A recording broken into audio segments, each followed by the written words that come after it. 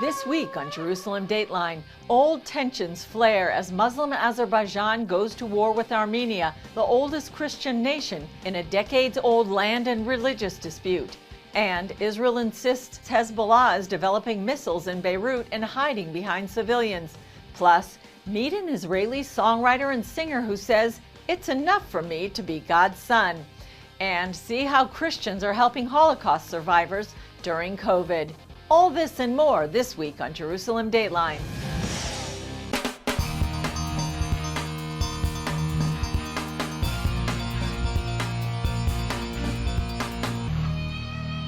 Hello and welcome to this edition of Jerusalem Dateline.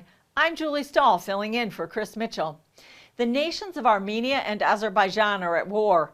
The conflict began in late September, reigniting a decades-old dispute over a region called Nagorno-Karabakh. Azerbaijan claims the area, although most living there are Armenian. As Chris Mitchell reports from Jerusalem, while this conflict is small now, it could get bigger. In the midst of heavy artillery fire, thousands of refugees are fleeing, while others seek shelter inside the war zone. Bombing. Buildings and houses are destroyed. We are so afraid of it. How can one stand it? How long will it last? The disputed area of Nagorno-Karabakh sits here between Armenia and Azerbaijan. When the Soviet Union fell in 1991, this self-governed region of Azerbaijan voted to join Armenia. Shortly after, growing tension between Armenian Christians and mostly Muslim Azeris led to war. An estimated 30,000 died in that war. When the fighting stopped, Armenian forces controlled Nagorno-Karabakh, while the international community recognized it as part of Azerbaijan. The conflict remains unresolved to this day. As for this current conflict, both nations blame the other, while the UN is calling for it to end. Many Armenians view this fight through the lens of the 1915 genocide, when Turkey slaughtered 1.5 million Armenians. It is absolutely not inflammatory language when I say that this is Turkey's policy to continue the Armenian genocide. Let us look at what Turkey is implementing in the Mediterranean, in Libya, in Syria, in Iraq. To me, there is no doubt that this is a policy of continuing the Armenian genocide and a policy of reinstating the Turkish Empire. Family Research Council senior fellow Leela Gilbert told CBN's Gary Lane it's more than a territorial dispute. It is definitely a religious conflict, and one of the things that's very hard to find in the regular media is that that's the reason. It's usually referred to as ethnic or territorial, but it is clearly religious, and at this point Turkey has jumped in with mercenaries, actually jihadis, and this is making it all the more volatile. His agenda is a neo-Ottoman empire, as far as anyone can tell, with him as the caliph. And that's why Turkey's President Recep Erdogan takes this stance. The brotherly Azerbaijani state has started a major offensive to defend its own lands and to liberate Nagorno-Karabakh, which is under occupation. The Azerbaijani army, which is advancing successfully on the front, has liberated many places. With all our capability and all our heart, we will continue to be by Azerbaijan's side. French President Emmanuel Macron accuses Turkey of sending Syrian jihadists to the fight. An international human rights advocate, Baroness Cox, reports that Turkey is now controlling air operations for Azerbaijan. CBN News has learned several European parliaments are discussing telling Erdogan they will not come to the aid of Turkey as a NATO member if requested, and are urging the U.S. to do the same. The UN, Russia, and the U.S. have called for a ceasefire, but Azerbaijan says it will be conditional on Armenia's withdrawal from Nagorno-Karabakh. Armenia, a declared Christian nation since the year 301, and its people see this as a struggle for survival, with nowhere to turn but to God. And it goes back to the 3rd century, to the time of Saint Gregory, when he brought Christianity. Sergei Rakoba of Mission Eurasia is calling on intercessors to contend for the spiritual destiny of Armenia. I'm speaking on behalf of the Christian nation of Armenia now and challenging the entire Christian family around the globe to pray, to support, to remember them when they are trying to defend their sovereign territories in their nation now. In the meantime, the fighting rages on. Chris Mitchell, CBN News, Jerusalem. Israel's military insists that Hezbollah is building missiles in 3 sites in Beirut, Lebanon. The Iranian-backed terror group denies the charge, claiming they're simply civilian industrial sites. But Hezbollah is clearly feeling the pressure to go further and prove its claim. Israeli Prime Minister Benjamin Netanyahu told the world last month that Hezbollah was again manufacturing precision-guided missiles to use against Israel. He showed his proof to the UN General Assembly. This is the Beirut neighborhood of Janah. It's right next to the international airport. And here, Hezbollah is keeping a secret arms depot. Hezbollah leader Hassan Nasrallah denied the accusation, going as far as to take reporters on a nighttime tour of the Janah location. We came today to confirm that this facility is a normal industrial facility in this area for years. It's a facility that is working, and you will take a look through it. In front of all media organizations, we will show their lies first, because we're broadcasting live to all local Arab and foreign media outlets. Netanyahu wasn't so precise about what's in the site. It was a missile depot, arm depot, explosive depot. But the IDF spokesperson were quite precise that it's a manufacturing site. So you don't necessarily have to see missiles there. Military expert IDF Reserve Brigadier General Asaf Orion says the important thing is to look beyond the surface. So on the operational side, you saw no missiles, but Israel was pretty quick on its feet to show the exact machines, their use, and even identifying Hezbollah members by name, saying this is the guy, this is his job. The IDF also tracked a transport truck leaving one of the exposed sites and arriving at another one. All of this comes in period when Hezbollah is facing serious sensitivity in the public after the Beirut port explosion, which was devastating. And on September 22nd, we saw another explosion in Kana, southern Lebanon, which they tried to mask and divert. Backed by Iran, Hezbollah operates as both a terror organization and a political party.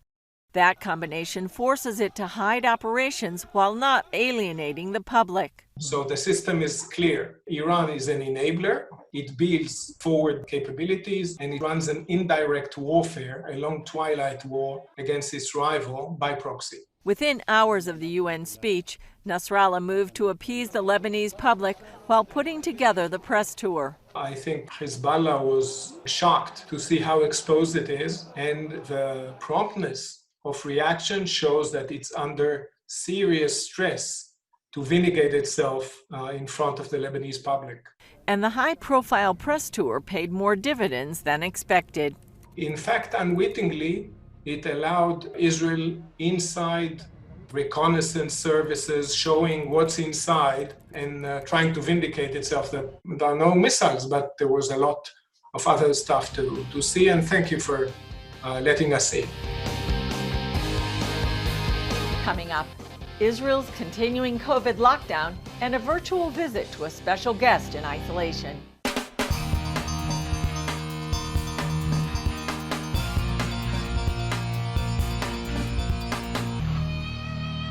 As Israel wraps up the fall biblical holidays and heads into its 4th week of lockdown, Israeli Prime Minister Benjamin Netanyahu wants the strict closure to continue. That means all non-essential shops and businesses, as well as most schools, are closed. Israelis are confined to an area within about a half-mile from their homes, with some exceptions. It also means a mandatory 2-week quarantine for anyone flying into the country. Joining us now from what Israelis call bidud, that's quarantined in Hebrew, is our very own CBN Middle East Bureau Chief, Chris Mitchell. Chris, welcome to Jerusalem Dateline and welcome back. Julie, it's great to be back on Jerusalem Dateline. Great to be back in Israel. As you know, I was in the States for several weeks, ended with a time at the return just about a week, actually 2 weeks ago, when there was this large gathering of Christians to repent on behalf of America. But here I am back in Israel, and as you say, in bidud. So tell us, Chris, you've been working from home, but what does it mean to be in bidud? Are they checking up on you? Are they making sure you're staying inside? Well, they are, Julie. In fact, last Sunday, I got a friendly call from the Ministry of Interior, and they asked me if I was home, and I said yes. And then they asked me if I had a balcony or a window. So they asked me to come to the window and to wave to them. They'd actually pulled up right outside my apartment building, and there I was. I waved to them. They said thank you, and then they went on their way. So that's just one way that Israel is checking up on people that are required to quarantine for 14 days. I would add, Julie, it's an unusual experience. It's a little bit like solitary confinement. However, I have this nice apartment I can stay in. But the odd thing is that you really can't even leave your front door. So I'm at the mercy of people like those in the Bureau that are providing me food and things like that. But a very surreal experience, a lot like 2020. Not only here in Israel, but around the world. Now, you've covered this story about Armenia and Azerbaijan this week. You've covered a lot of stories about the Middle East, about atrocities and persecution of Christians. Is this situation the same thing? Well, Julie, this is where I would compare it to. What happened almost 1 year ago was when Turkey invaded northeast Syria. They had claimed that part of the Kurdish population there represented a threat to Turkey. That seemed like a frivolous excuse. It really seemed to be a pretext for Turkish President Recep Erdogan to expand part of his borders. And I see the same thing happening here. He's allying with Azerbaijan. He seems to be providing them with air support, with military advisors, even troops on the ground. Even French President Macron has said that he is supplying Azerbaijan with Syrian jihadist terrorists. It's the same thing he did last year against the Kurdish population and those in northeast Syria. He supplied Syrian jihadists to be sort of like his frontline troops. And that's what I see happening right now. The Turkish president is trying to expand not only around his own borders, he's trying to expand to Libya. He's actually having a confrontation now with Greece. He's had one with Iraq and now with Armenia. And for many of the Armenians, they see this as almost a continuation of this 1915 genocide against the Armenians that we referred to in our report earlier in the program. Wow. It seems like it's Turkish President Recep Erdogan is really the sort of the mover behind this current conflict between Armenia and Azerbaijan. Yeah, that's we need to remember to continue to pray for them. That's right. It's a hard situation. Yeah, and on a more positive note, we continue to see good fruit from the Israeli, UAE, Bahrain deals. Jordan and Israel signed an aviation agreement this week. What else is going on?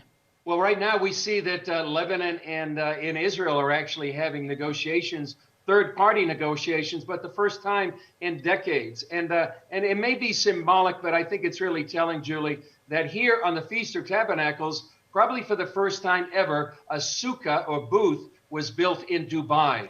And who would have expected this about a year ago? But 2020 has a lot of surprises. We're also seeing more trade, potential trade between the UAE, Bahrain, and Israel. And we expect more nations around this region are going to be normalizing relations with Israel. Some of the good news happening in sometimes a region where there's a lot of bad news. Well, Chris, thank you so much for joining us today. We look forward to having you back in the office sometime next week. And be well. Thank you. Blessings for Shabbat. Up next, meet Israeli singer and songwriter Shiloh Ben-Hod and hear why he sings, "It's enough for him just to be a son of God."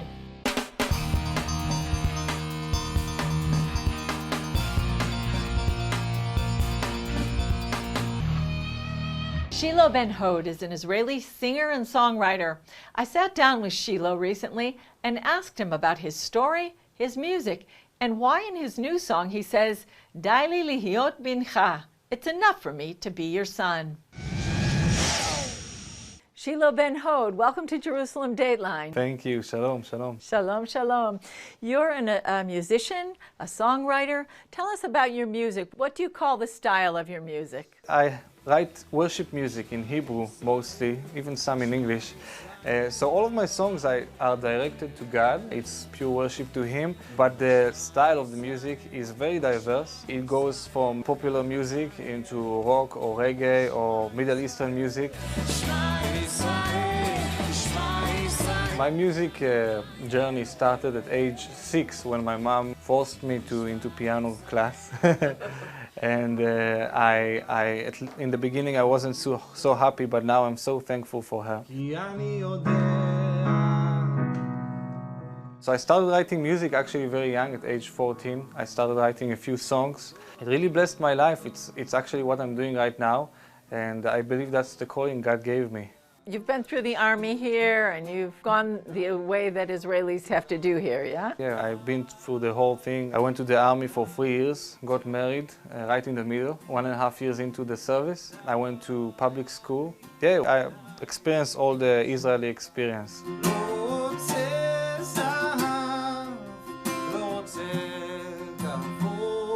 Now, you've just released your second CD.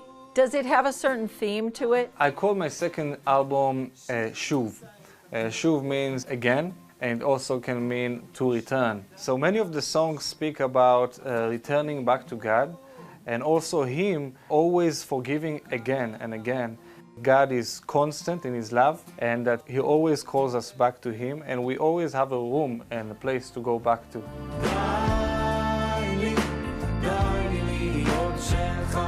One of the songs that we've been hearing is Daily. It's enough for me. Tell us about that song and about the music video that you made with that. Daily means enough for me. And the song basically speaks about how being a son of God, being a daughter of God, belonging to God is far better than anything. It's more than enough. It's enough for me just to be His son. I was in a point in my life that I had to choose between a very nice offer career-wise and something that I knew what God wants me to do. And I was debating between myself because as a family man needing to care for my family. So I was praying for a few days, and God was really giving me peace that I need to go with of course, His plan for my life. By the end of these few days, I had these words on my heart, like, Daily liot mincha. It's enough for me to be your son, you know. The chorus literally says, I don't want gold, I don't want money, I don't want fame. I'll give up everything just to be called your son, because that's all I want. That's all He called me to be. So we did a music video for this song. We shot it here in Jerusalem. And I think the special thing about this music video is that it features Jerusalem from the local eye. We don't film in the most regular places that everyone films. We film in the streets, and we try to capture the feel of Jerusalem. It's a picture of worshiping together as a family of God, worshiping Him for His goodness and faithfulness to us. Your little boy really is singing his heart out, isn't he? Yeah, he is. It's totally from him. We didn't tell him to do any of that. He just did it by himself. He was into it.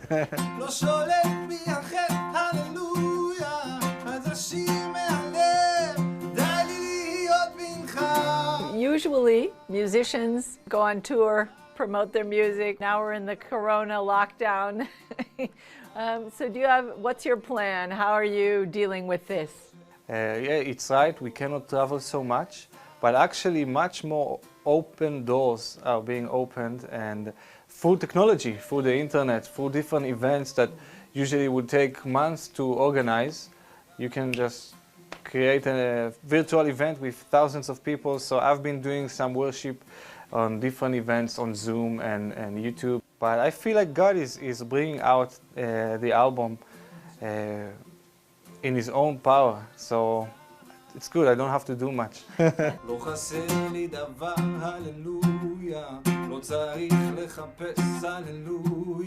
Where can people find your music? How can they access it? How can they buy your CDs?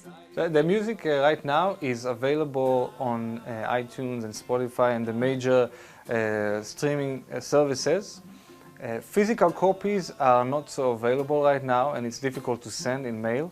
But you can search for my name, Shiloh Ben Hod, in YouTube, in Google. I'm sure you can find a few videos. Shiloh Ben Hod, thank you so much for joining us on Jerusalem Dateline. My privilege, thank you.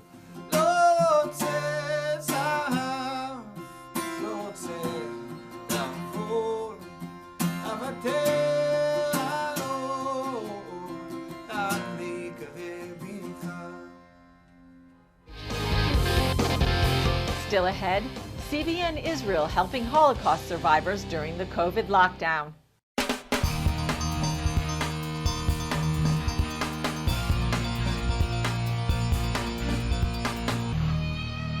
The COVID crisis has forced many older people to stay at home, and in Israel that includes Holocaust survivors like Tanya, who narrowly escaped the Nazi invasion of Ukraine in World War II. Now she's unable to go out to get groceries because of the COVID-19 virus, so CBN Israel brings her food.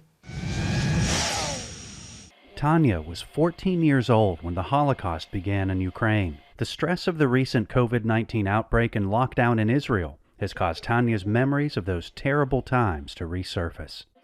I remember life was so normal until that day. The war started and everything changed. Many of our family and friends died. Tanya's mother worked at a local hospital, so they escaped on a hospital train. Tanya tended to the wounded as the hospital train accompanied the Red Army along the front lines. It was very difficult to be around all that blood and death, but we knew what the Nazis were doing to the Jews. I would have felt shame not doing my part to help. Tanya was honored by the Soviets for her heroic service during the war. Now living in Israel, Tanya had to self-isolate to avoid catching the coronavirus, which means she can't go out to get groceries. So CBN Israel brings her food while taking precautions to keep her safe.